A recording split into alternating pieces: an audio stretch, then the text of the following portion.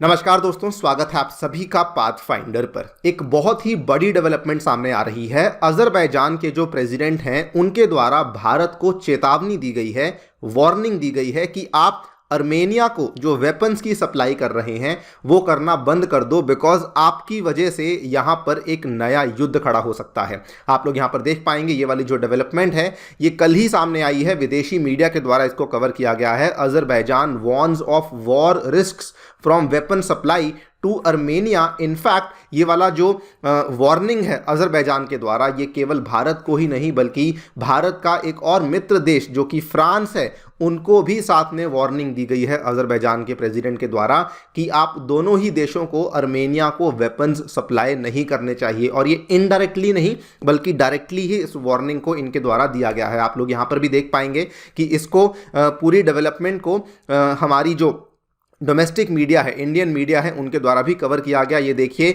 ये अर्मीनिया संघ नए युद्ध का खतरा पैदा कर रहे हैं भारत और फ्रांस पर। क्यों भड़के अजरबैजान के राष्ट्रपति, इनके द्वारा जो दिया गया स्टेटमेंट है वो भी आपको ब्रीफली पढ़ा देता हूं।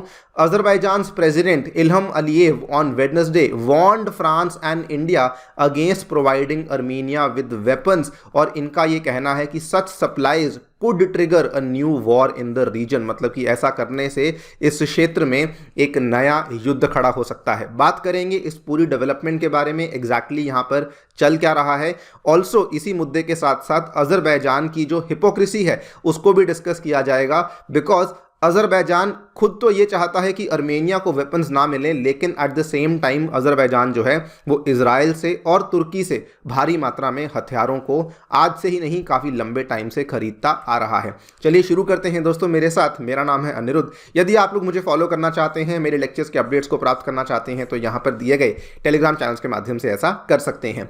ऑल्सो बताना चाहूँगा कि अनअकैडमी के ऑफलाइन सेंटर्स पर चल रही है एक बहुत ही बड़ा ऑफर, जिसके माध्यम से आप अपनी यूपीएससी कोचिंग को पूरा कर सकते हैं, जिसमें आपको 40% का डिस्काउंट मिलेगा अगर आप लोग अभी जाकर के इस कोर्स में एनरोल करते हैं। अगर आपको कोई भी क्वेरी है, आप अनअकैडमी के सेंटर्स जो कि करोल बाग और मुखर्जी नगर में है वहां जाकर के विजिट कर सकते हैं।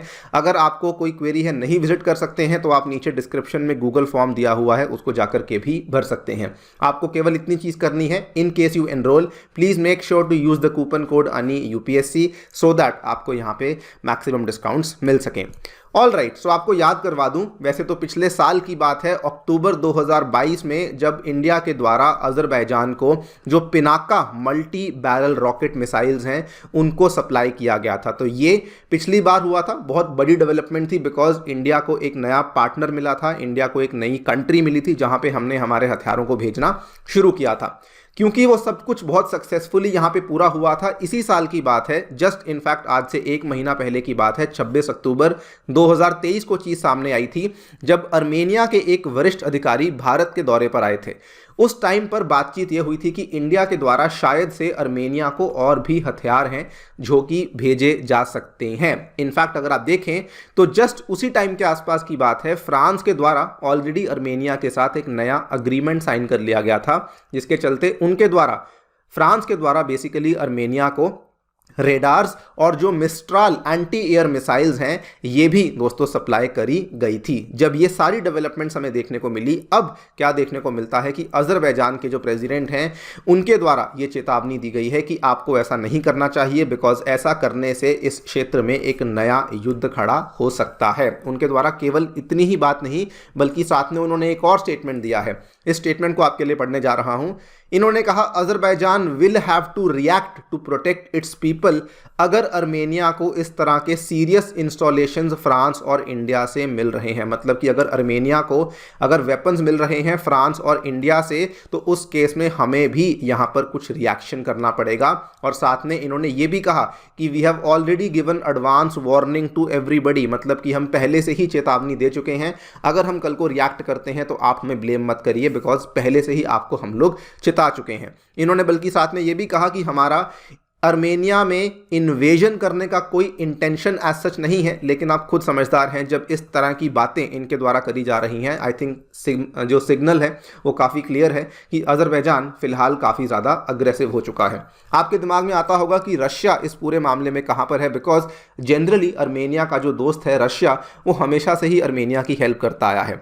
सो बेसिकली हो क्या रहा है कि रशिया इवन दो अर्मेनिया का दोस्त है, लेकिन प्रॉब्लम इज कि रशिया, आपको मालूम होगा कि उसका का पूरा जो अटेंशन है वो यूक्रेन रशिया वॉर में लगा हुआ है, और इसीलिए वो फिलहाल अर्मेनिया को लेकर फिलहाल कोई भी स्टेटमेंट नहीं दे रहा। रशिया अर्मेनिया की बात करें तो इनकी दोस्ती काफ़ी पुरानी है। इतना ही नहीं बल्कि रशिया का एक ओवरसीज बेस है जो कि आपको अर्मेनिया में यहाँ पे ग्यूमरी में देखने को मिलता है। This is the spot. ये आपका जो मैप है लाइट पिंक कलर का, ये वाला मैप बेसिकली आपके अर्मेनिया के देश का है, और इसमें ये ग्यूमरी नामक जो जगह है यहाँ पर आपको रशिया का मिलिट्री बेस देखने को मिल जाता है। नाउ ये पूरा स्टेटमेंट जब अज़रबैजान के द्वारा दिया गया, इसमें एक और चीज़ जो सामने आती है वो ये है कि अज़रबैजान की हिपोक्रेसी भी सामने आती है। अज़रबैजान ये चाहता है कि अर्मेनिया के द्वारा हथियार ना खरीदे जाएं। इनफैक्ट अर्मेनिया को कहने की बजाय वो अब अर्मेनिया के सप्लायर्स को चेतावनी दे रहा है कि आप इनको हथियार ना दें, लेकिन एट द सेम टाइम वो टर्की से और इजराइल से भारी मात्रा में हथियारों को खरीदता आया है। इनफैक्ट इन्हीं हथियारों की वजह से अज़रबैजान के द्वारा जो कंट्रोवर्शियल रीजन है, जो कॉन्फ्लिक्ट वाला रीजन है नागोर्नो काराबाख का, जिसको कि आप लोग यहाँ पर देख सकते होंगे, this is the area of Nagorno Karabakh, यही वाला एरिया अज़रबैजान के द्वारा अर्मेनिया से हथियाया गया था। अगर आपको मालूम होगा, ये वाला जो एरिया है बहुत लंबे टाइम से अर्मेनिया के पास था, और इसमें जो मैक्सिमम एथनिक पॉपुलेशन है वो भी अर्मेनियंस की ही है। लेकिन 2020 में जब ये युद्ध दोबारा शुरू हुआ था, उस टाइम पे अज़रबैजान के द्वारा अपनी मिलिट्री प्रावेस की वजह से इस एरिया को हथिया लिया गया था और मजबूर किया था यहाँ पे रहने वाले अर्मेनियंस को कि आप लोग यहाँ से निकलें और अपने अर्मेनिया देश में वापस जाएं। तो ये सब कुछ अज़रबैजान कर चुका है। ये भी आप यहाँ पे देख सकते हैं, Azerbaijan seizes arms from Nagorno Karabakh separatist, ये सब कुछ अज़रबैजान के द्वारा किया जा चुका है। लेकिन एट द सेम टाइम वो ये चाहते हैं कि इस इलाके में से जो अर्मेनिया को हथियार मिल रहे हैं वो अर्मेनिया को हथियार ना मिले। अज़रबैजान की हिपोक्रेसी यहीं पर ख़त्म नहीं होती है। रिसेंटली जब अज़रबैजान ने वहाँ पे रहने वाले अर्मेनियन लोगों को ये कहा कि आप लोग यहाँ से निकल जाइए, उस टाइम पे अमेरिका और यूरोपियन यूनियन ने अज़रबैजान के इस कदम की बहुत ज़्यादा कंडेमनेशन करी थी, बहुत ज़्यादा बुराई करी थी कि आप लोग गलत कर रहे हैं। लेकिन अज़रबैजान ने ये कहा कि क्योंकि अब हमने उस इलाके के ऊपर सोवरेनिटी बना ली है, अब बैठकर हम लोग पीस का जो अग्रीमेंट है उसको, उस पीस का जो प्रोसेस है उसको शुरू कर सकते हैं। तो ये अज़रबैजान की हिपोक्रेसी ही नहीं बल्कि अज़रबैजान की आप ये कह सकते हैं कि वो अपनी पावर का गलत एब्यूज़ भी कर रहा है, बिकॉज नाउ उनके पास उस इलाके के ऊपर जो है वो कंप्लीट होल्ड है, and now they are saying कि अब हम लोग जो है यहाँ पे पीस प्रोसेस को लेकर बातचीत कर सकते हैं। आपकी इस पूरे मुद्दे को लेकर क्या राय है, डेफिनेटली बताएं हमें कमेंट सेक्शन में। क्या अज़रबैजान का भारत के ऊपर ऐसा कमेंट करना जस्टिफाइड है या फिर नहीं, ये भी मैं जानना चाहूँगा कमेंट सेक्शन में। जाने से पहले एक बार फिर से बता दूंगा, अगर आपने हमारे सेंटर्स को विजिट नहीं किया है प्लीज़ विजिट कीजिए, अपनी क्वेरीज को पेश कीजिए, और हमारी जो टीम्स है वहाँ पर वो आपको डेफिनेटली आपकी क्वेरीज को एड्रेस कर पाएंगी। Thank you so much for listening, stay tuned and stay safe.